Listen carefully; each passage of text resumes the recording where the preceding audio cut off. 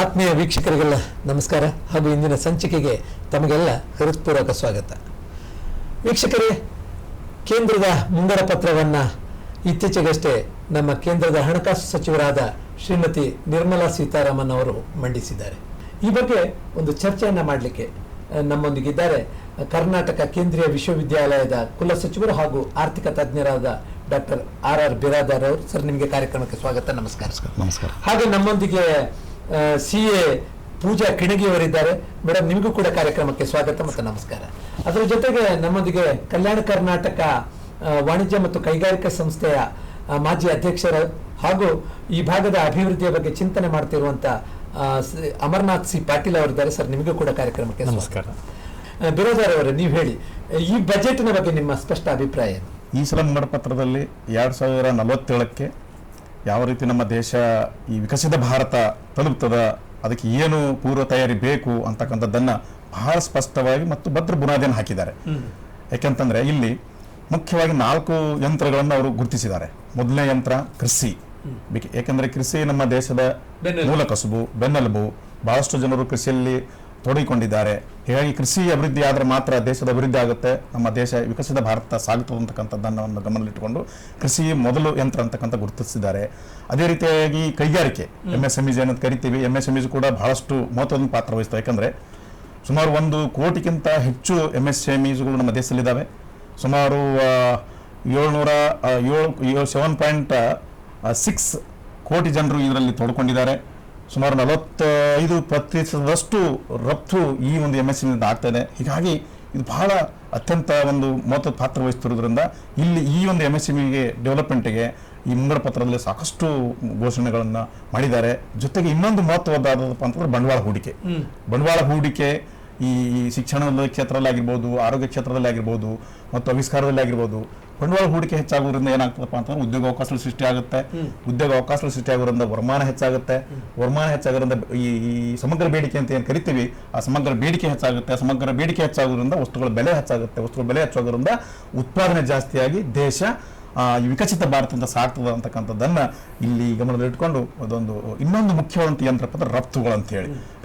ದೇಶದಲ್ಲಿ ರಫ್ತು ಹೆಚ್ಚಾಗೋದ್ರಿಂದ ದೇಶದ ವಿಕಸಿತ ಭಾರತಕ್ಕೆ ಸಾಲಕ್ಕೆ ಸಾಧ್ಯತೆ. ಯಾಕಂದ್ರೆ ಇಲ್ಲಿ 2250 ಕೋಟಿ ರಫ್ತು ಹೆಚ್ಚು ಮಾಡಲಿಕ್ಕೆ ಯಾರು ರಫ್ತು ಮಾಡೋದ್ರಲ್ಲಿ ತೊಡಕೊಂಡಿದ್ದಾರೆ ಅವರಿಗೆ ಸಾಲದ ಸವಲತ್ತು ಕೊಡುವ ಸಲುವಾಗಿ 2250 ಕೋಟಿ ರೂಪಾಯಿ ಇಲ್ಲಿ ಕೊಡಲಾಗಿದೆ.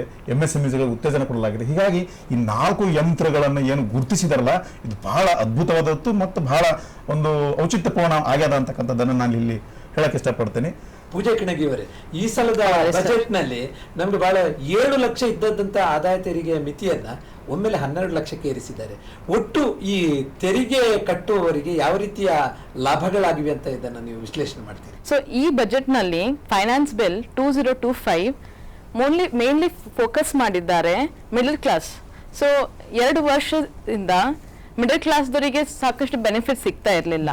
ಸೊ ಈ ಬಜೆಟ್ ಅನ್ನು ನಿರ್ಮಲಾ ಸೀತಾರಾಮನ್ ಅವರು ತುಂಬಾ ಮಿಡಲ್ ಕ್ಲಾಸ್ದವರಿಗೆ ಎಂಫಸಿಸ್ ಮಾಡಿದ್ದಾರೆ. ಸೊ ಹಾಗಾಗಿ 12 lakhs ಯಾರಾದ್ರೂ ಇನ್ಕಮ್ ಟ್ಯಾಕ್ಸ್ ಪೇಯರ್ಸ್ 12 lakhs ವರೆಗೂ ಇನ್ಕಮ್ ವರೆಗೂ ಅವರಿಗೆ ಟ್ಯಾಕ್ಸ್ ಬೀಳಂಗಿಲ್ಲ.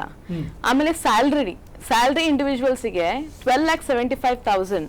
ಸೊ 12,75,000 ವರೆಗೆ ಅವರಿಗೆ ಟ್ಯಾಕ್ಸ್ ಕಂಪ್ಲೀಟ್ಲಿ ಎಕ್ಸಮ್ಟ್ ಮಾಡಿದ್ದಾರೆ. ಬಟ್ ಸಬ್ಜೆಕ್ಟ್ ಟು 1 ಕಂಡೀಷನ್, ಅವರಿಗೆ ಸ್ಪೆಷಲ್ ರೇಟ್ ಟ್ಯಾಕ್ಸ್ ಅಂತಿದೆ.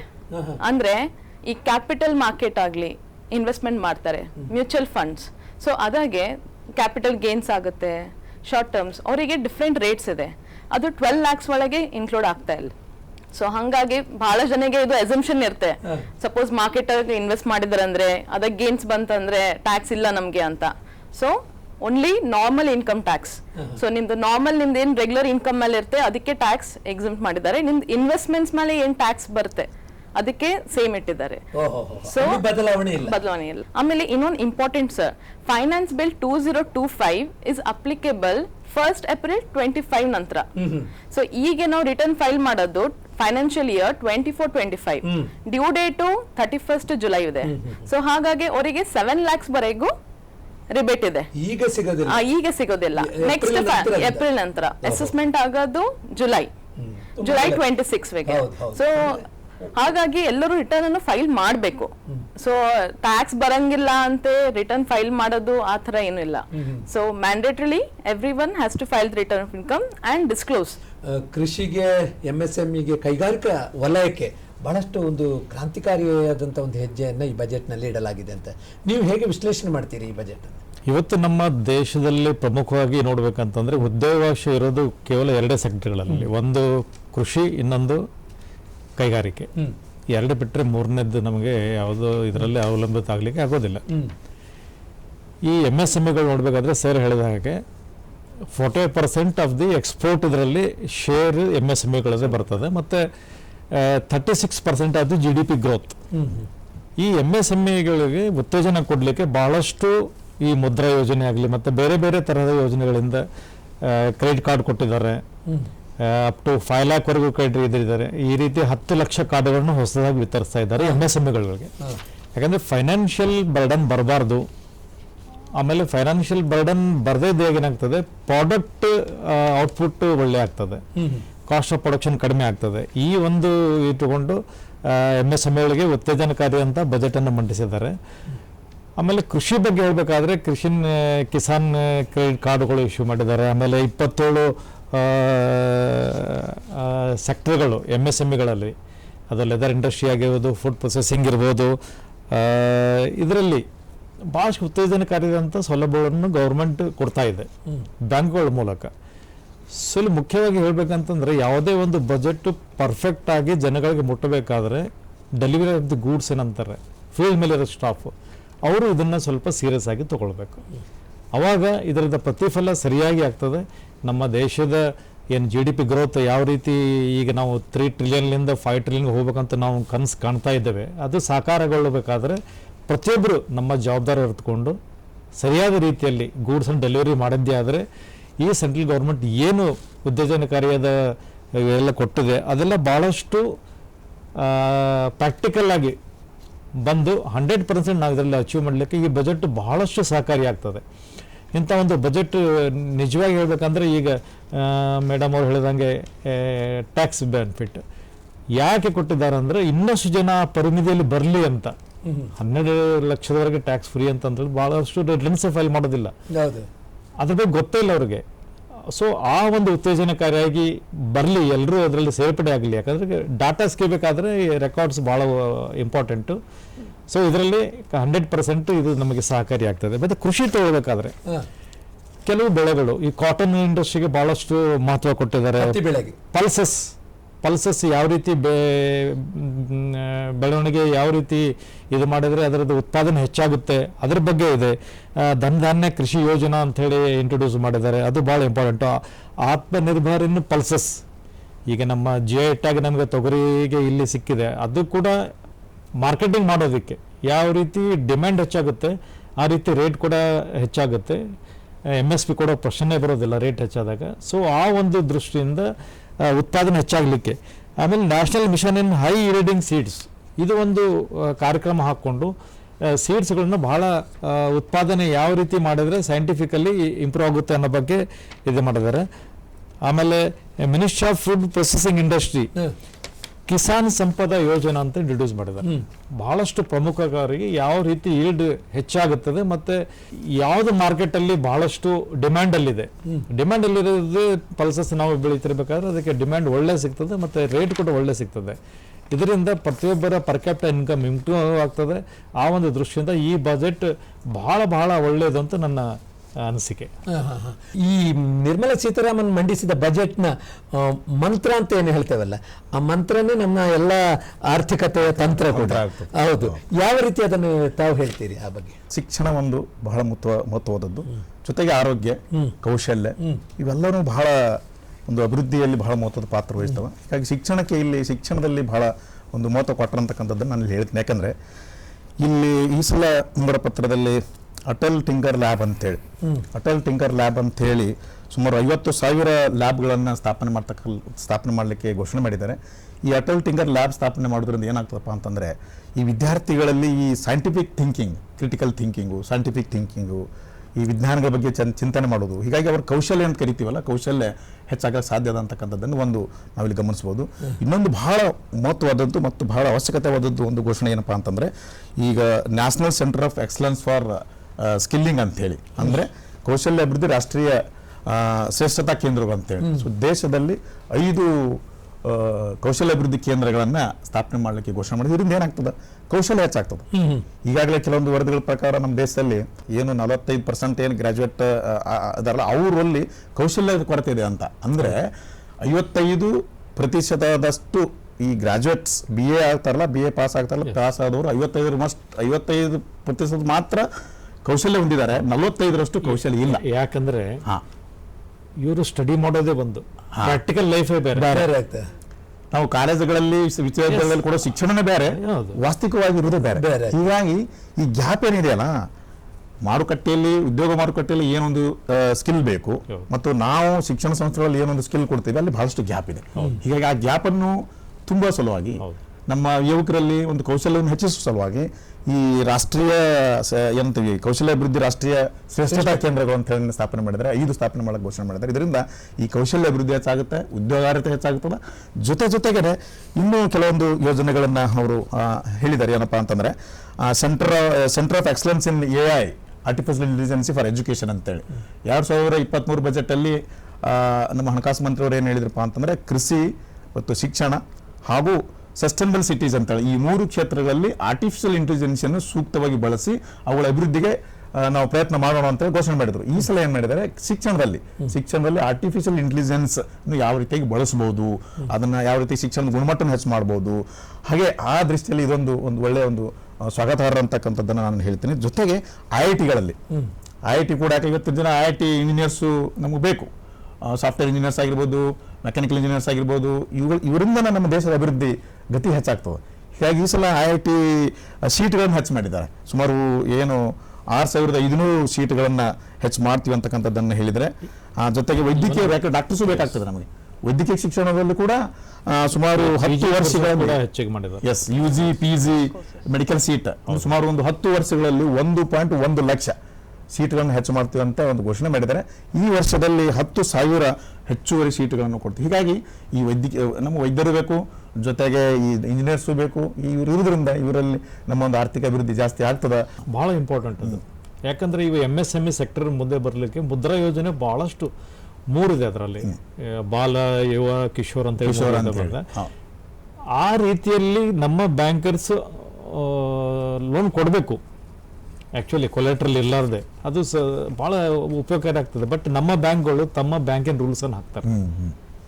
ಮುದ್ರಾ ಯೋಜನೆ ಹೇಳ್ಕೊಳ್ಳಿಕ್ಕಾಗಿದೆ. ಈಗ ಸ್ಟಾರ್ಟ್ಅಪ್ ಮತ್ತೆ ಇಂಥ ಒಂದು ಯೋಜನೆಗಳಿಂದ ಕೈಗಾರಿಕೆಗೆ ಎಷ್ಟು ಉತ್ತೇಜನ ಸಿಗ್ತದೆ ಅಂತ ಬಜೆಟ್ ಅನ್ನು ಅವಲೋಕಿಸಿದಾಗ, ಸ್ಟಾರ್ಟ್ಅಪ್ಗಳೇ ಮೇನ್. ಹೊಸದು ಇನ್ನೋವೇಷನ್ ಏನಿರ್ತದೆ, ಸ್ಟಾರ್ಟ್ಅಪ್ಗಳೇ ಮೇನ್. ಅವು ತಮ್ಮ ಒಂದೊಂದು ಫೀಲ್ಡಲ್ಲಿ ಒಬ್ಬೊಬ್ರು ಎಕ್ಸ್ಪರ್ಟ್ಸ್ ಇರ್ತಾರೆ. ಸೊ ಆ ಸ್ಟಾರ್ಟ್ಅಪ್ಸ್ಗಳಿಗೆ ಒಳ್ಳೆ ಅವಕಾಶ ಸಿಕ್ಕರೆ ಮಾತ್ರ ದೊಡ್ಡ ಇದಾಗ್ತದೆ. ಇವತ್ತು ನಾವು ಬಹಳಷ್ಟು ಟೆಕ್ನಾಲಜಿ ನೋಡ್ತಾ ಇದ್ದೀವಿ. ಬಂಡವಾಳ ಹೂಡಿಕೆಗೆ ಹಣಕಾಸಿನ ನೆರವು ಕೂಡ, ಹ್ಯಾಂಡ್ಸ್ ಸಿಗೋದಿಲ್ಲ, ಡೆವಲಪ್ ಮಾಡ್ಲಿಕ್ಕೆ ಆಗೋದಿಲ್ಲ. ಫಂಡಮೆಂಟಲ್ ಎಲ್ಲ ಹೋಗಿ ಬರೋದು ದುಡ್ಡೇ. ಅದಕ್ಕೆ ಈ ಸಲ ಮುಂಗಡ ಪತ್ರದಲ್ಲಿ 10 ಕೋಟಿಯಿಂದ 20 ಕೋಟಿ ಹೆಚ್ಚು ಮಾಡಿದ್ರು. ಈಗ ನವೋದ್ಯಮ ಅಂತ ಏನು ಮಾಡ್ತಾರೆ, ಅದಕ್ಕೆ 10,000 ಕೋಟಿಯಷ್ಟು ಹಣವನ್ನ ಇಟ್ಕೊಂಡಿದ್ದಾರೆ. ಮುಖ್ಯವಾಗಿ ಅದನ್ನ ಫಂಡ್ ಆಫ್ ಫಂಡ್ ಅಂತ ಹೇಳ್ಕೊಂಡು ಈ ಬಜೆಟ್ ನಲ್ಲಿ ವಿಶೇಷವಾದಂತ ಒಂದು ಪ್ರಪೋಸಲ್ ನ ಇಟ್ಟಿದ್ದಾರೆ. ಇದರಿಂದಾಗಿ ಹೆಚ್ಚೆಚ್ಚು ಇನ್ವೆಸ್ಟ್ಮೆಂಟ್ ಆದಾಗೆ ನಮ್ಮ ಕೈಗಾರಿಕೆಯಲ್ಲಿ ಹೆಚ್ಚಿನ ಬೆಳವಣಿಗೆಯನ್ನ ಸಾಧಿಸಲಿಕ್ಕೆ ಸಾಧ್ಯ ಆಗ್ತದೆ ಅಂತ ಅನಿಸುವುದಿಲ್ಲ ನಿಮಗೆ? ಹೌದು, 5 ಕೋಟಿಯಿಂದ 10 ಕೋಟಿವರೆಗೂ ವಿತೌಟ್ ಕೊಲೆಟ್ರಲ್ ಸೆಕ್ಯೂರಿಟಿ ಕೊಡಬೇಕು ಅಂತ ಹೇಳಿ ಹೌದು ಈ ಸಲ ಬಜೆಟ್ನಲ್ಲಿ ಘೋಷಣೆ ಮಾಡಿದೆ. ಆಮೇಲೆ 10 ಕೋಟಿಯಿಂದ 20 ಕೋಟಿವರೆಗೂ ಗೌರ್ಮೆಂಟ್ 1% ಚಾರ್ಜ್ ಮೇಲೆ ಸೆಕ್ಯೂರಿಟಿ ತಾನು ತಗೊಳ್ತದೆ, ಕೊಲೆಟ್ರಲ್ ಸೆಕ್ಯೂರಿಟಿ. ಸೊ ಇದನ್ನ ಉಪಯೋಗಿಸಿಕೊಳ್ಳಬೇಕು ಜನರು. ಸೊ ಯಾವ ರೀತಿ ಸ್ಕೀಮ್ಸ್ ಬಂದಿದೆ, ಯಾವ ರೀತಿ ನಮ್ಗೆ ಇದಾಗ್ತದೆ, ಸೊ ಒಂದು ಅವೇರ್ನೆಸ್ ಬರಬೇಕು. ಮತ್ತೆ ಪರಿಶಿಷ್ಟರಿಗೂ ಕೂಡ ಬಹಳಷ್ಟು ಅನುಕೂಲವನ್ನು ಕಲ್ಪಿಸಿದೆ. ಪ್ರತಿಯೊಂದರಲ್ಲಿ ನಾವು ಉದ್ಯೋಗಾವಕಾಶ ಒಂದೇ ಅಲ್ಲ, ಎಜುಕೇಷನ್ ಸಿಸ್ಟಮ್ ಅಲ್ಲಿ, ಹೆಲ್ತ್ ಅಲ್ಲಿ, ಪ್ರತಿಯೊಬ್ಬರಿಗೂ ಏನು ನಮ್ಮ ಪುವರ್ ಪೀಪಲ್ ಏನಿದ್ದಾರೆ, ಪರಿಶಿಷ್ಟ ಜನಾಂಗ, ಆಮೇಲೆ ಶೋಷಿತ ಜನರು, ಅವ್ರಿಗಾಗಿ ವಿಶೇಷ ಸವಲತ್ತು ಪ್ರತಿಯೊಂದರಲ್ಲಿದೆ. 2 ಕೋಟಿಯವರೆಗೆ ಅನುದಾನ ವ್ಯವಸ್ಥೆ ಇದೆ. ಮಹಿಳಾ ಉದ್ಯಮಿಗಳಿಗೆ ಒಂದು ಸ್ಪೆಷಲ್ ಇದೆ. ಈಗ ಮಹಿಳಾ ಉದ್ಯಮಿಗಳಿಗೆ 20 ಲಕ್ಷದವರೆಗೆ ಸಾಲಕ್ಕೆ ಓನ್ಲಿ 4% ಇಂಟ್ರೆಸ್ಟ್ ಇದೆ. ಅದನ್ನ ಮಹಿಳಾದರು ತಗೊಳ್ಲಿಕ್ಕೂ ಪ್ರಯತ್ನ ಮಾಡಬೇಕು. ಮತ್ತೆ ಬ್ಯಾಂಕ್ ಮ್ಯಾನೇಜರ್ಸ್ ಫುಲ್ ನಾಲೆಜ್ ಇರ್ತದೆ, ಅವರು ಕೂಡ ಅವೇರ್ನೆಸ್ ತರಬೇಕು ಜನಗಳು. ಪೂಜಾ ಕಿಣಿಗವರು, ಈಗ ಈ ಟ್ಯಾಕ್ಸ್ ಪ್ರಪೋಸಲ್ಸ್ ನಲ್ಲಿ ಬಹಳಷ್ಟು ಬೆನಿಫಿಟ್ ಈಗ ರಿಟೈರ್ಡ್ ಪರ್ಸನ್ಸ್ಗೆ ಆಗಿರ್ಬೋದು, ನಿವೃತ್ತಿ ಹೊಂದಿದವರಿಗೆ ಅಥವಾ ಬೇರೆ ಬೇರೆ ರೀತಿಯಲ್ಲಿ ಟ್ಯಾಕ್ಸ್ ತುಂಬುವವರಿಗೆ ಯಾವ ರೀತಿಯ ಅನುಕೂಲಗಳು ಇವೆ ಅಂತ ಹೇಳ್ತೀವಿ? ಸರ್, ಈಗ ಫೈನಾನ್ಸ್ ಆಕ್ಟ್ 24 ನಲ್ಲಿ 2 ರಿಜಿಮ್ ನಡೀತಾ ಇತ್ತು. ಒಂದು ಓಲ್ಡ್ ರಿಜಿಮ್ ಅಂತ ನ್ಯೂ ರಿಜಿಮ್. ಸೊ ಇವಾಗ ಡಿಫಾಲ್ಟ್ ರಿಜಿಮ್ ಅಂದ್ರೆ ನ್ಯೂ ರಿಜಿಮ್ ಅಂತ ಹೇಳಿ. ಸೊ ಅದರೊಳಗೆ ಟ್ಯಾಕ್ಸ್ ರೇಟ್ಸ್ ಅನ್ನು ರಿಡ್ಯೂಸ್ ಮಾಡಿದ್ದಾರೆ. ಸೊ ಓಲ್ಡ್ ರಿಜಿಮ್ ನಲ್ಲಿ ನಿಮ್ಗೆ ಸಾಕಷ್ಟು ಟ್ಯಾಕ್ಸ್ ಸೇವಿಂಗ್ ಇನ್ವೆಸ್ಟ್ಮೆಂಟ್ಸ್ ಮಾಡಂತಿದ್ರು. LIC ಒಳಗೆ ಇನ್ವೆಸ್ಟ್ ಮಾಡಿ, ELSS ಒಳಗೆ ಹಾಕಿ, PPF ಅನ್ನು ತುಂಬಿ, ಸೊ ನಿಮ್ಗೆ ಟ್ಯಾಕ್ಸ್ ಸೇವಿಂಗ್ಸ್ ಅಂತೆ ನಾವು ಬೆನಿಫಿಟ್ ಕೊಡ್ತೀವಿ. ಬಟ್ ಈಗ ಆ ತರ ಎಕ್ಸಿಸ್ಟೆನ್ಸಿಗೆ ಇದೆ, ಬಟ್ ಸಬ್ಜೆಕ್ಟ್ ಟು ನೀವು ಚೂಸ್ ಮಾಡ್ಕೋಬೇಕು. ಸೊ ಸಾಕಷ್ಟು ಬೆನಿಫಿಷಿಯಲ್ ಆಗೋದು ನ್ಯೂ ರಿಜಿಮ್, ಹೊಸದ್ ರಿಜಿಮ್, ಬಿಕಾಸ್ ಅದರಲ್ಲಿ ಟ್ಯಾಕ್ಸ್ ರೆಡ್ಯೂಸ್ ಆಗಿದೆ.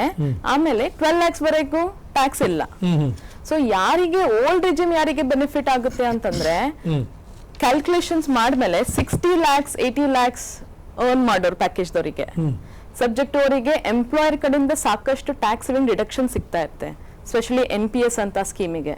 ಸೊ ಅವರಿಗೆ ಓಲ್ಡ್ ರಿಜಿಮ್ ಒಳಗೆ ಟ್ಯಾಕ್ಸ್ ಎಕ್ಸ್ಪರ್ಟ್ ಅನ್ನು ಯಾ ಫಿರ್ ಚಾರ್ಟರ್ಡ್ ಅಕೌಂಟೆನ್ಸಿಗೆ ಕನ್ಸಲ್ಟ್ ಮಾಡಿದ್ರೆ ಟ್ಯಾಕ್ಸ್ ಬೆನಿಫಿಟ್ ಆಗ್ತಾ ಇದೆ. ಬಟ್ ಬೈ ಡಿಫಾಲ್ಟ್ ಎಲ್ಲರಿಗೂ ನಾನು ಒಂದು ಕ್ಯಾಲ್ಕುಲೇಷನ್ ಹೇಳಿದ್ರೆ, ಇಫ್ ಅಗ್ರಿಗೇಟ್ ಇನ್ಕಮ್ 15 ಲಕ್ಷವರೆಗೂ ಅರ್ನ್ ಮಾಡ್ತಾ ಇದ್ರೆ ಅಂದ್ರೆ ಅವ್ರಿಗೆ 35,000 ಟ್ಯಾಕ್ಸ್ ಸೇವ್ ಆಗ್ತಾ ಇದೆ. ಆಮೇಲೆ 20 lakhs ವರೆಗೂ ಅರ್ನ್ ಮಾಡ್ತಾ ಇದಾರೆ ಅಂದ್ರೆ 90,000 ವರೆಗೂ ಟ್ಯಾಕ್ಸ್ ಸೇವ್ ಆಗ್ತಾ ಇದೆ. ಹೌದು. ಆಮೇಲೆ 24 lakhs ಯಾರು ಅರ್ನ್ ಮಾಡ್ತಾ ಇದಾರೆ, ಸ್ಯಾಲರಿ ಪ್ಯಾಕೇಜ್ ಆಗ್ಲಿ ಅವ್ರ ಇನ್ಕಮ್ ಆಗ್ಲಿ, ಅವರಿಗೆ 1,10,000 ವರೆಗೂ ಟ್ಯಾಕ್ಸ್ ಸೇವ್ ಆಗ್ತಾ ಇದೆ. ಸೊ ಸಾಕಷ್ಟು. ಆಮೇಲೆ ರಿಟೈರ್ಮೆಂಟ್ ಬೆನಿಫಿಟ್ಸ್ ಅಂತ ಇದ್ದೀರಾ, ಅದು ಯಾವ ರೀತಿಯಲ್ಲಿ? ಹಾ ಸರ್. ಸೊ ರಿಟೈರ್ಮೆಂಟ್ಸ್ಗೆ ವಾಲಂಟರಿ ರಿಟೈರ್ಮೆಂಟ್ ಸ್ಕೀಮ್ಸ್ಗಳು, ಪೆನ್ಷನ್, ಲೀವ್ ಎನ್ಕ್ಯಾಶ್ಮೆಂಟ್, ಇದಕ್ಕೆಲ್ಲ ಎಕ್ಸೆಂಪ್ಷನ್ ಸಿಗ್ತಾ ಇದೆ. ಗ್ರಾಚ್ಯುಟಿ ಆಗ್ಲಿ, ಪೆನ್ಷನಿಗೆ ಆಗ್ಲಿ. ಆಮೇಲೆ ಲೀವ್ ಎನ್ಕ್ಯಾಶ್ಮೆಂಟ್ಗೆ ಲಾಸ್ಟ್ ಬಜೆಟ್ ನಲ್ಲೇ 3 lakhs to 25 lakhs ವರೆಗೂ ಲಿಮಿಟ್ ಇನ್ಕ್ರೀಸ್ ಮಾಡಿದ್ದಾರೆ ಲೀವ್ ಎನ್ಕ್ಯಾಶ್ಮೆಂಟ್ಗೆ. ಅದು ಸೀನಿಯರ್ ಸಿಟಿಸನ್ ರಿಟೈರ್ಮೆಂಟ್ ಮಂದಿಗೆ ತುಂಬಾ ಬೆನಿಫಿಷಿಯಲ್. ಆಮೇಲೆ ಸೀನಿಯರ್ ಸಿಟಿಸನ್ದರಿಗೂ TDS ಅಂತ ಹೇಳ್ತಾರೆ, ಬ್ಯಾಂಕ್ ನಲ್ಲಿ FD ಮಾಡ್ತಾರೆ senior citizen retirement funds. So ಅವರಿಗೆ FD ಮೇಲೆ ಇಂಟ್ರೆಸ್ಟ್ ಬಡ್ಡಿಯನ್ನು 50,000ಗೆ ಮುಂಚೆಗೆ TDS ಕಟ್ ಮಾಡ್ತಾ ಇದ್ರು 10%ಗೆ. ಸೊ ಇನ್ ಹ್ಯಾಂಡ್ ತುಂಬಾ ಕಮ್ಮಿ ಬರ್ತಾ ಇತ್ತು. ಸೊ ಹಾಗಾಗಿ ಈಗ ಲಿಮಿಟ್ ಅನ್ನು ಇನ್ಕ್ರೀಸ್ ಮಾಡಿದ್ದಾರೆ. ಈ ಫೈನಾನ್ಸ್ ಬಿಲ್ ನಲ್ಲಿ 1 lakh ವರೆಗೂ ಇಂಟ್ರೆಸ್ಟ್ ಇನ್ಕಮ್ ಅರ್ನ್ ಮಾಡ್ತಾ ಇದ್ರ ಅಂದ್ರೆ ಅವರಿಗೆ ಟ್ಯಾಕ್ಸ್ ಬೀಳಂಗಿಲ್ಲ.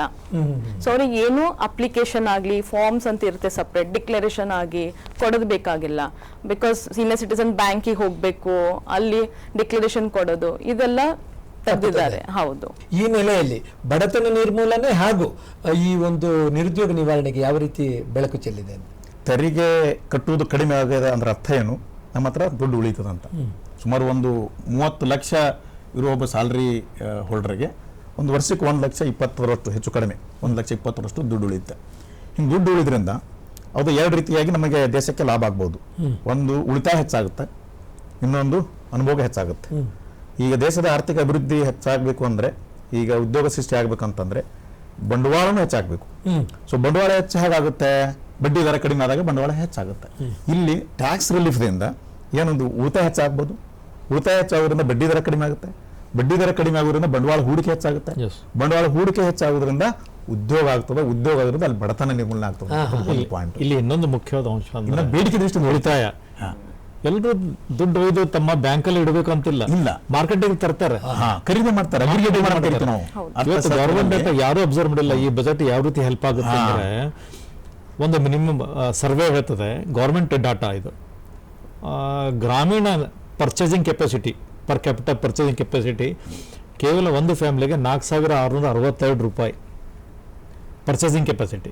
ಅರ್ಬನ್ ತಗೊಂಡ್ರೆ ಸುಮಾರು 7,000 ರೂಪಾಯಿ. ಸೊ ಇದನ್ನ ನಿರ್ಮೂಲನೆ ಮಾಡ್ಲಿಕ್ಕೆ 1 ಲಕ್ಷ ಕೋಟಿ ರೂಪಾಯಿ ಪಂಪಿಂಗ್ ಮಾಡ್ತಾ ಇದ್ರೆ ಮಾರ್ಕೆಟ್ ಅಲ್ಲಿ. ಅಂದ್ರೆ ನೀವು ಹೇಳೋದು ಮಾರ್ಕೆಟಿನಲ್ಲಿ ಈ ಹಣದ ವ್ಯವಹಾರ ನಡೀತಾ ಇರಬೇಕು, ಆವಾಗ ಬಡತನ ನಿರ್ಮೂಲನೆ, ಉದ್ಯೋಗಾವಕಾಶ ಎಲ್ಲ ಒಟ್ಟೊಟ್ಟಿಗೆ ಸೈಮಲ್ಟೇನಿಯಸ್ ಆಗಿ ಇನ್ಕ್ಲೂಡೆಡ್. ಈ ಕಡೆ ಬೇಡಿಕೆ ಹೆಚ್ಚಾಗಬೇಕು, ಈ ಕಡೆ ಉತ್ಪಾದನೆ ಹೆಚ್ಚಾಗಬೇಕು. ಹೌದೌದು. ಸೊ ಉತ್ಪಾದನೆ ಹೆಚ್ಚಾಗಬೇಕಂತಂದ್ರೆ ಒಂದು ಬಂಡವಾಳ ಹೆಚ್ಚಾಗಬೇಕು, ಇನ್ನೊಂದು ಬೇಡಿಕೆನೂ ಹೆಚ್ಚಾಗಬೇಕು. ಈಗ ಬೇಡಿಕೆ ಹೆಚ್ಚಾಗೋದ್ರಿಂದ ಮಾತ್ರ ಬೆಲೆಗಳು ಹೆಚ್ಚಾಗ್ತವೆ, ಬೆಲೆಗಳು ಹೆಚ್ಚಾಗೋದ್ರಿಂದ ಉತ್ಪಾದಕರು ಮುಂದೆ ಬರ್ತಾರೆ, ಉತ್ಪಾದನೆ ಮಾಡ್ತಾರೆ. ಅವಾಗ ಬಂಡವಾಳ ಹೂಡಿಕೆ ಹೆಚ್ಚಾಗುತ್ತೆ, ಉದ್ಯೋಗ ಸೃಷ್ಟಿ ಆಗುತ್ತೆ. ಇಲ್ಲ, ಫಾರ್ ಎಕ್ಸಾಂಪಲ್ ಈಗ ನಾನು 1,00,000 ಯೂನಿಟ್ ತಯಾರು ಮಾಡಿದೆ, ಮಾರ್ಕೆಟಿಗೆ ಬಿಡ್ತೇನೆ 1,00,000 ಯೂನಿಟ್. ಆ 1,00,000 ಯೂನಿಟ್ ಸರ್ಟನ್ ನನ್ನ ನಿರೀಕ್ಷೆಗೂ ಮೀರಿ ಸೇಲ್ ಆದರೆ ನಾನು 2,00,000 ಉತ್ಪಾದನೆ ಹೋಗ್ತೀನಿ. ಸೊ 2,00,000 ಉತ್ಪಾದನೆ ಹೋದಾಗ ನ್ಯಾಚುರಲಿ ಸ್ಟಾಫ್ ಬೇಕು, ಯಂತ್ರಗಳು ಬೇಕು, ಆಟೋಮೆಟಿಕ್ ಮ್ಯಾನ್ ಪವರ್ ಬೇಕು. ಅಂದ್ರೆ ಅಲ್ಲಿ ನೀವು ಹೇಳೋ ಪ್ರಕಾರ ಆಗ್ತದೆ. ಈ ಬಜೆಟ್ ರೈಲ್ವೆ ಬಜೆಟ್ ಅನ್ನು ಕೂಡ ಹೊಂದಿದೆ. ರೈಲ್ವೆದ ಒಂದು ಅಭಿವೃದ್ಧಿಗೂ ಕೂಡ ಕರ್ನಾಟಕ ಕೂಡ ಅದರ ಬೆನಿಫಿಟ್ ಅನ್ನು ಪಡೆದಿದೆ. ಸುಮಾರು 200 ವಂದೇ ಭಾರತ್ ರೈಲು, ಒಂದು 100 ಅಮೃತ ಭಾರತ್ ರೈಲು, ಮತ್ತೆ ಒಂದು 50ರಷ್ಟು ನಮೋ ರೈಲು. ಈ ರೀತಿಯಾಗಿ ಒಂದು ಸಂಪರ್ಕ ವ್ಯವಸ್ಥೆಯಲ್ಲಿ ಕೂಡ ಬಹಳ ಒಂದು ಕ್ರಾಂತಿಕಾರಿ ಬದಲಾವಣೆಯನ್ನು ಮಾಡಬೇಕು. ಆ ಮೂಲಕ ನಮ್ಮ ಈ ಮೂಲಭೂತ ಸೌಲಭ್ಯಗಳ ವೃದ್ಧಿ ಆಗ್ತದೆ, ಸಾರಿಗೆ ಸಂಪರ್ಕ ಹೆಚ್ಚಾಗ್ತದೆ. ಇದು ಕೂಡ ಆರ್ಥಿಕ ಪ್ರಗತಿಗೆ ಒಂದು ಬೂಸ್ಟ್ ಆಗೋದು. ಇನ್ನೊಂದು ಮುಖ್ಯವಾದ ಅಂಶ ಪೇರ್ಲ ಅವ್ರೆ, ಯಾಕಂದ್ರೆ ನಮ್ಮ ರೀಜನ್ ತಗೊಂಡ್ರೆ ವಾಡಿಯಿಂದ ಗದಗವರೆಗೂ ಮಾರ್ಗಕ್ಕೆ 549 ಕೋಟಿ ಕೊಟ್ಟಿದ್ದಾರೆ. ಸೊ ಇದರಿಂದ ಏನಾಗ್ತದೆ, ಈ ಮಾರ್ಗ ಬರೋದ್ರಿಂದ ನಮ್ಮ ಮಾರ್ಗ ಇದನ್ನು ಜಾಸ್ತಿಯಾಗಿ ನಮ್ಮ ರೈಲ್ವೆ ಡಿವಿಷನ್ ಹಾಕ್ಲಿಕ್ಕೂ ಕೂಡ ಇದು ಸಹಕಾರಿ ಆಗ್ತದೆ. ಸರ್, ಇದರಿಂದ ಏನಾಗ್ತದೆ ಅಂದ್ರೆ ಈಗ ಮೂಲಭೂತ ಸೌಕರ್ಯಗಳು ಇವತ್ತು ನಾವು ರೈಲ್ವೆ ಏನಂತ ಕರಿತೀವಿ, ಇವುಗಳನ್ನ ಹೆಚ್ಚು ಮಾಡಿದ ಹಾಗನೆ ಈ ಬಂಡವಾಳ ಹೂಡಿಕೆ ಹೆಚ್ಚಾಗ್ತೈತಿ. ಬಂಡವಾಳ ಹೂಡಿಕೆ ಹೆಚ್ಚಾಗುತ್ತೆ. ಯಾಕಪ್ಪ ಅಂತಂದ್ರೆ ಈ ಕಾಸ್ಟ್ ಆಫ್ ಇನ್ವೆಸ್ಟ್ಮೆಂಟ್ ಏನಂತ ಕರಿತೀವಲ್ಲ ನಾವು, ಈಗ ಸಾಗಾಣಿಕೆ ವೆಚ್ಚ ಕಡಿಮೆ ಆಗ್ತೈತಿ, ಉತ್ಪಾದನಾಂಗಗಳನ್ನು ಖರೀದಿ ಮಾಡೋದಾಗಿರ್ಬೋದು, ವಸ್ತುಗಳನ್ನು ಸಾಗಾಟ ಮಾಡೋ ಆಗಿರ್ಬೋದು. ಸೊ ಸಾಗಾಣಿಕೆ ವೆಚ್ಚ ಕಡಿಮೆ ಆಗೋದ್ರಿಂದ ಬಂಡವಾಳ ಹೂಡಿಕೆ ಇನ್ನಷ್ಟು ಹೆಚ್ಚಾಗ್ತದೆ. ಬಂಡವಾಳ ಹೂಡಿಕೆ ಹೆಚ್ಚಾಗೋದ್ರಿಂದ ದೇಶದ ಅಭಿವೃದ್ಧಿ ಸಹಜವಾಗಿ connectivity is main purpose of the development. ಯಾಕಂದ್ರೆ ಕಲ್ಯಾಣ ಕರ್ನಾಟಕ ಭಾಗ ಯಾವತ್ತೂ ಹಿಂದುಳಿದೆ. ಆದರೆ ಈ ಸಲ 549 ಕೋಟಿ ರೂಪಾಯಿಯನ್ನು ಕೂಡ ಕೊಟ್ಟಿದ್ದಾರೆ. ಹಾಗೆ ತುಮಕೂರು ದಾವಣಗೆರೆಗೆ ಸಂಪರ್ಕ ಕಲ್ಪಿಸಲಿಕ್ಕೆ, ಜೊತೆಗೆ ಬಾಗಲಕೋಟೆ ಕುಡಚಿ ಮಾರ್ಗಕ್ಕೆ, ಹೀಗೆ ಕರ್ನಾಟಕದ ಒಂದು ರೈಲ್ವೆ ಯೋಜನೆಗಳಿಗೆ 7,564 ಕೋಟಿ ಸಿಕ್ಕಿದೆ ಅಂದ್ರೆ ಇದು ದೊಡ್ಡ ಒಂದು ಬೂಸ್ಟ್ ಆಗ್ತದೆ ನಮ್ಮ ಸಂಪರ್ಕ ವ್ಯವಸ್ಥೆಯಲ್ಲಿ ಅಂತ ಹೇಳ್ಕೊಂಡು ಅಲ್ಲ ಜನ. ಈಗ ಪೂಜಾ ಅವರು ಇನ್ನೊಂದು ಬಹಳ ಮುಖ್ಯವಾಗಿ ನಾವು ಗಮನಿಸಬೇಕಾಗಿದೆ, ಟ್ಯಾಕ್ಸ್ ಪೇಯರ್ಸ್ ಕಡಿಮೆ ಆಗ್ತಾ ಇದ್ದಾರೆ. ಇದನ್ನು ಹೇಗೆ ಬಗೆಹರಿಸುದು? ಈ ಬಜೆಟ್ ನಲ್ಲಿ ಅಂತವರಿಗೆ ಏನಾದರೂ ಒಂದು ಆಕರ್ಷಕವಾಗಿರ್ತಕ್ಕಂಥ ಯೋಜನೆಗಳು ಏನಾದರೂ ಇದೆ ಅಂತ? 8.6 crore ಒಳಗೂ ಸಾಕಷ್ಟು ಜನ ನಿಲ್ ರಿಟರ್ನ್ಸ್ ಫೈಲ್ ಮಾಡ್ತಾ ಇದ್ದಾರೆ. ಸೊ ಓನ್ಲಿ 20 lakhs ಅರ್ನ್ ಮಾಡೋರು ಇನ್ಕಮ್ ಟ್ಯಾಕ್ಸ್ ತುಂಬ್ತಾ ಇದ್ದಾರೆ. ಸೊ ಹಾಗಾಗಿ ನೀವು ಹೇಳ್ತಾ ಇದ್ದೀರಾ ಕಿ ಮ್ಯಾಂಡೇಟ್ರಿ, ನಾನು ಹೇಳೋದಂತಂದ್ರೆ ರಿಟರ್ನ್ ಅನ್ನು ಮ್ಯಾಂಡೇಟ್ರಿ 3 lakhs ಮೇಲ್ಗೆ ಯಾರು ಇನ್ಕಮ್ ಇರುತ್ತೆ ಅವ್ರು ಮ್ಯಾಂಡೇಟರಿ ರಿಟರ್ನ್ ಫೈಲ್ ಮಾಡಬೇಕೇ ಆಗುತ್ತೆ. ಸೊ ಸಾಕಷ್ಟು ಜನರಿಗೆ ಏನನ್ಸುತ್ತೆ ಕಿ ಇಲ್ಲ ನಮ್ದು ಇನ್ಕಮೇ ಇಲ್ಲ, ಸೊ ರಿಟರ್ನ್ ಫೈಲ್ ಮಾಡೋದ್ ಬೇಕಾಗಿಲ್ಲ. ಈಗ 12 lakhs ಅಂತ ಬಂದಿದೆ, 12 lakhs ವರೆಗೂ. ಹಾಗಾಗಿ ಅವರಿಗೆ ಟ್ಯಾಕ್ಸ್, ಪೆನಲ್ಟಿ, ಇಂಟ್ರೆಸ್ಟ್ 3 ಬೀಳ್ತದೆ. ಸೊ ಯಾರಾದ್ರೂ belated 31st July is the due date. ಆಮೇಲೆ ಇನ್ನೊಂದು ಲಾಸ್ಟ್ ಅವಕಾಶ ಕೊಡ್ತಾರೆ 31st December, end of the financial ಇದು ಕ್ಯಾಲೆಂಡರ್ ಇಯರಿಗೆ. ಬಟ್ ಯಾರನ್ನು ಮಿಸ್ ಮಾಡ್ಕೊಂಡಿರ್ತಾರೆ ರಿಟರ್ನ್ ಫೈಲ್ ಮಾಡೋರು, ಸೊ ಅವರಿಗೆ ಲಾಸ್ಟ್ ಬಜೆಟ್ ನಲ್ಲಿ 2 ವರ್ಷ ಅವಕಾಶ ಕೊಟ್ಟಿದ್ರು ರಿಟರ್ನ್ ಫೈಲ್ ಮಾಡ್ಕೋಬಹುದಂತ, with subject to additional tax. ಅಂದ್ರೆ ನೀವು ಹೇಳೋ ಪ್ರಕಾರ ನಮ್ಮ ಟ್ಯಾಕ್ಸ್ ಪೇಯರ್ಸ್ಗೆ ಒಂದು ಅವಕಾಶಗಳನ್ನು ಹೆಚ್ಚು ಮಾಡಿದ್ದಾರೆ. ನೀವೆಲ್ಲ ಭಾರತದ ಆರ್ಥಿಕತೆಯಲ್ಲಿ ತೊಡಗಿಸಿಕೊಳ್ಳಿ, ಈ ದೇಶದ ಪ್ರಗತಿಯಲ್ಲಿ ನೀವು ಕೂಡ ತೆರಿಗೆಯನ್ನು ಪಾವತಿಸಿ ಒಂದು ಅನುಕೂಲ ಮಾಡಿಕೊಡಿ ದೇಶದ ಒಂದು ಅಭಿವೃದ್ಧಿಗೆ ಅಂತ. ಬಿರಾದರ್ ಅವರು ಬಹಳ ಮುಖ್ಯವಾಗಿ ಈ ಸಲ ಗಮನಿಸಬೇಕಾಗಿರೋದು, ಆರೋಗ್ಯ ಕ್ಷೇತ್ರದಲ್ಲಿ ಬಹಳಷ್ಟು ದೊಡ್ಡ ಪ್ರಪೋಸಲ್ ಅನ್ನು ಕೊಟ್ಟಿದ್ದಾರೆ. ಅದರಲ್ಲಿ ಕ್ಯಾನ್ಸರ್ಗೆ ಸಂಬಂಧಪಟ್ಟಂತೆ ಡೇ ಕೇರ್ ಸೆಂಟರ್ ಅಂತದ್ದು, ಇದರ ಬಗ್ಗೆ ಒಂದೆರಡು ಮಾತಾಡಿ. ಈಗ ಬಹಳ ಮುಖ್ಯವಾದಂಥ ಒಂದು ಘೋಷಣೆಯಲ್ಲಿ ಏನು ಈ ಒಂದು ಬಜೆಟಲ್ಲಿ ಮಾಡಿದಪ್ಪ ಅಂತಂದರೆ, ಮುಂಬರುವ 3 ವರ್ಷಗಳಲ್ಲಿ ಎಲ್ಲ ಜಿಲ್ಲೆಗಳಲ್ಲಿ ಏನು ಈ ದೈನಂದಿನ ಕ್ಯಾನ್ಸರ್ ಆರೈಕೆ ಕೇಂದ್ರ ಅಂತ ಏನು ಕರಿತೀವಿ, ಡೇ ಕೇರ್ ಕ್ಯಾನ್ಸರ್ ಸೆಂಟರ್ ಅಂತ ಕರಿತೀವಿ, ಎಲ್ಲ ಜಿಲ್ಲೆಗಳಲ್ಲಿ ಸ್ಥಾಪನೆ ಮಾಡಲಿಕ್ಕೆ ಘೋಷಣೆ ಮಾಡಿದ್ರು. ಈ ವರ್ಷ ಈ 2025-26ಕ್ಕೆ 200 ಕೇಂದ್ರಗಳನ್ನ ಸ್ಥಾಪನೆ ಮಾಡಕ್ಕೆ ಘೋಷಣೆ ಮಾಡಿದ್ರು. ಇದು ಬಹಳ ಉಪಯೋಗ ಆಗ್ತದೆ. ಕ್ಯಾನ್ಸರ್ಗೆ ಔಷಧಿಯನ್ನು ಕೂಡ ಅಗ್ಗ ಮಾಡಿದ್ದಾರೆ, ಬಹಳಷ್ಟು ಕಡಿಮೆ ಮಾಡಿದ್ದಾರೆ, ಕಸ್ಟಮ್ ಡ್ಯೂಟಿ ಕಡಿಮೆ ಮಾಡಿದ್ದಾರೆ. ಸೊ ಇದರಿಂದ ಬಡವರಿಗೆ ಬಹಳ ಆಗುತ್ತೆ. ಯಾಕಂದ್ರೆ ಎಲ್ಲ ಸಾಮಾನ್ಯವಾಗಿ ಎಲ್ಲ ಈ ಕ್ಯಾನ್ಸರ್ ಕೇಂದ್ರಗಳು, ಕ್ಯಾನ್ಸರ್ ಆಸ್ಪತ್ರೆಗಳು ಸಾಮಾನ್ಯವಾಗಿ ಮೆಟ್ರೋಪಾಲಿಟನ್ ಸಿಟಿಯಲ್ಲಿ, ಬೆಂಗಳೂರು ಅಂತ ಸಿಟಿಯಲ್ಲಿ ಇದಾವೆ. ಹೀಗೆ ಬಡವರು ಮತ್ತು ಮಧ್ಯಮ ವರ್ಗದವರು ಅಲ್ಲಿ ಹೋಗಿ ಟ್ರೀಟ್ಮೆಂಟ್ ತಗೊಳ್ಳೋದು ಬಹಳ ತುಂಬಾನೇ ಕಷ್ಟ ಆಗ್ತೈತಿ. ಹೀಗಾಗಿ ಈ ಬಡವರು ಮತ್ತು ಮಧ್ಯಮ ವರ್ಗದವರು ಸರಳವಾಗಿ ಇಲ್ಲೇ ಜಿಲ್ಲಾ ಸ್ಥಳಗಳಲ್ಲಿ ನೀವು ಹೇಳೋ ಪ್ರಕಾರ ಆರೋಗ್ಯ ಕ್ಷೇತ್ರದಲ್ಲಿ ಒಂದಷ್ಟು ಬೂಸ್ಟ್ ಕೊಡಲಾಗಿದೆ. ಆರ್ಥಿಕ ಈ ಬಜೆಟ್ ಬಹಳ ಕಾನ್ಸಂಟ್ರೇಷನ್ ಮಾಡಿದೆ ಆರೋಗ್ಯ ರಂಗಕ್ಕೆ ಅಂತ. ಇನ್ನೊಂದು ಮುಖ್ಯವಾದದ್ದು 36 ಜೀವ ರಕ್ಷಕ ಔಷಧಗಳ ಮೇಲೆ ಕಂಪ್ಲೀಟ್ ಆಗಿ ಈ ಕಸ್ಟಮ್ ಡ್ಯೂಟಿ ಅಂತ ಕರಿತೀವಿ ರಿಯಾಯಿತಿ ಕೊಟ್ಟಿದ್ದಾರೆ. ಈಗ ಕೊನೆಯದಾಗಿ ಮಾತು ಹೇಳೋದಾದ್ರೆ, ಈ ಕೃಷಿ ಮತ್ತು ಕೈಗಾರಿಕಾ ರಂಗದ ಬೆಳವಣಿಗೆಗೆ ಈ ಬಜೆಟ್ ಹೇಗೆ ಪೂರಕ ಅಂತೀರಿ? 100% ಉತ್ತೇಜನಕಾರಿಯಾಗಿದೆ. ಈಗ ಪಂಪಿಂಗ್ ಮಾಡ್ತಾ ಇದ್ದಾರೆ, 1,00,000 ಕೋಟಿ ರೂಪಾಯಿ ಮಾರ್ಕೆಟಲ್ಲಿ ಪಂಪಿಂಗ್ ಮಾಡ್ತಾ ಇದ್ದಾರೆ. ಸೊ ಅದು ಗೂಡ್ಸ್ ಪರ್ಚೇಸ್ ಮಾಡಲಿಕ್ಕೆ ಸಹಕಾರಿ ಆಗ್ತದೆ. ಯಾವಾಗ ಗೂಡ್ಸ್ ಸೇಲ್ ಆಗುತ್ತೋ ಅವಾಗ ಪ್ರೊಡಕ್ಷನ್ ಕೂಡ ಇಂಪ್ರೂವ್ ಆಗ್ತದೆ. ಆ ಒಂದು ದೃಷ್ಟಿಯಿಂದ ಇದೊಂದು ಸರ್ಕಲ್. ಈಗ ಆ್ಯಕ್ಚುಲಿ ಈಗ ಟ್ಯಾಕ್ಸ್ ಬೆನಿಫಿಟ್ ಯಾಕೆ ಕೊಟ್ಟಿದ್ದಾರೆ ಇಷ್ಟು ಅಂತಂದರೆ, ನಮ್ಮ ಸೇವಿಂಗ್ಸ್ ಪ್ರತಿಯೊಬ್ಬ ಮನುಷ್ಯನಲ್ಲಿ ಸೇವಿಂಗ್ ಹೆಚ್ಚಾಗಬೇಕು. 25% 2% ಇದ್ದದ್ದು ಸೇವಿಂಗ್ಸ್ ಪರ್ಸೆಂಟೇಜು 18.4 ಕುಸಿದಿದೆ ಸೇವಿಂಗ್ಸ್ ಅಲ್ಲಿ ತನ್ನ ಇನ್ಕಮಲ್ಲಿ. ಸೊ ಅದನ್ನು ಇಂಪ್ರೂವ್ ಮಾಡೋಕ್ಕೋಸ್ಕರ ಈ ಟ್ಯಾಕ್ಸ್ ಬೆನಿಫಿಟ್ ಎಲ್ಲ ಕೊಟ್ಟಿದ್ದಾರೆ, ಸೇವಿಂಗ್ಸ್ ಹೆಚ್ಚಾಗಲಿ. ಒಂದು ಕಡೆ ಬೇಡಿಕೆ ಕೂಡ ಹೆಚ್ಚಾಗುತ್ತೆ 100%. ಸೊ ಇದು ಸೆಪರೇಟ್ ಆಗಿ ನಾವು ತಗೊಳ್ಳೋಕ್ಕಿಂತ ಲಿಂಕ್ಡ್, ಒಂದಕ್ಕೊಂದು ಲಿಂಕ್ಡ್ ಇದೆ. ಸೊ 100% ಒಳ್ಳೆ ಬಜೆಟ್. ಟ್ಯಾಕ್ಸ್ ಬೆನಿಫಿಟ್ ಒಂದೇ ಅಂತಲ್ಲ, ಪ್ರತಿಯೊಂದು ಕ್ಷೇತ್ರದಲ್ಲೂ, ಕೃಷಿ ಕ್ಷೇತ್ರ ಇರ್ಬೋದು. ಇವತ್ತು 64% ಜನ ಇವತ್ತು ಕೃಷಿ ಕ್ಷೇತ್ರಕ್ಕೆ ಯಾಕೆ ಇಂಪಾರ್ಟೆನ್ಸ್ ಕೊಟ್ಟಿದ್ದಾರೆ ಅಂದ್ರೆ, ಕೋವಿಡ್ ಪೀರಿಯಡ್ದಲ್ಲಿ ನಮ್ಮ GDP ಎತ್ತಿಡಿದಿದೆ ಕೃಷಿ ಕ್ಷೇತ್ರ.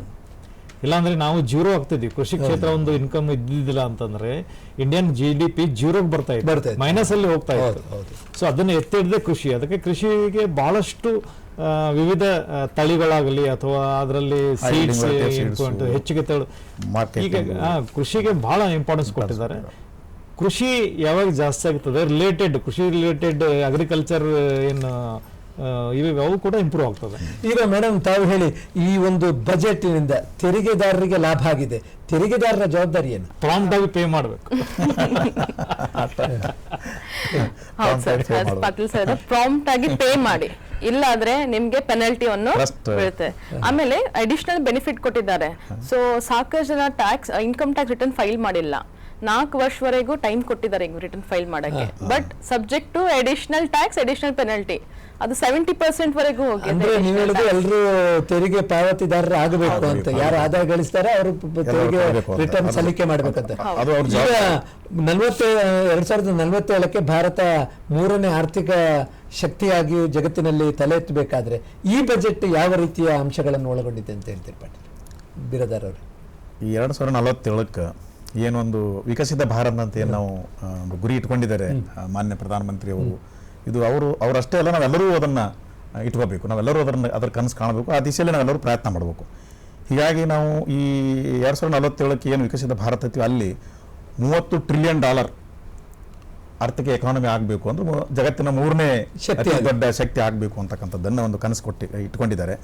ಜೊತೆಗೆ ಅಲ್ಲಿ ಬಡತನ ಇರಲ್ಲ ಮತ್ತು ಉತ್ತಮ ಗುಣಮಟ್ಟದ ಶಿಕ್ಷಣ ಇರಬೇಕು, ಉತ್ತಮ ಗುಣಮಟ್ಟದ ಆರೋಗ್ಯ ಸೇವೆಗಳಿರಬೇಕು ಮತ್ತು ಮಹಿಳೆಯರು ಕೂಡ ಆರ್ಥಿಕ ಚಟುವಟಿಕೆಗಳಲ್ಲಿ 70% ಇರಬೇಕು ಅಂತಕ್ಕಂಥದ್ದನ್ನು ಘೋಷಣೆ ಮಾಡಿದ್ದಾರೆ.